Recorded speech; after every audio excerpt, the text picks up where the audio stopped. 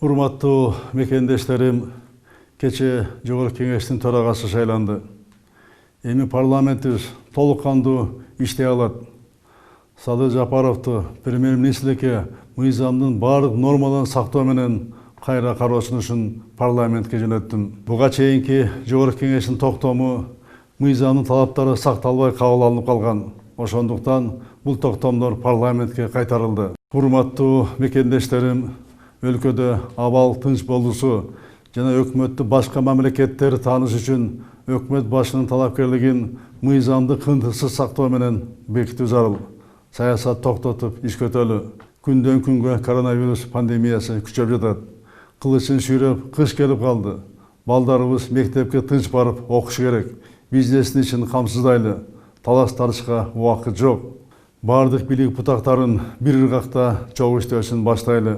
Ошондуктан парламентибиз маселени ыкчам карап, бул процесске мыйзам чегинде чекит коет деп ишенем. Урматтуу мекендештерим, Кыргызстан укуктук өлкө. Маселелер күч менен эмес, мыйзам алкагында чечилет. Баарыңыздарды мыйзамды сактоого чакырам. Кыйынчылыктарды акыл менен жеңип, бир эл, бир жут катары абийирибизди сактап калалы.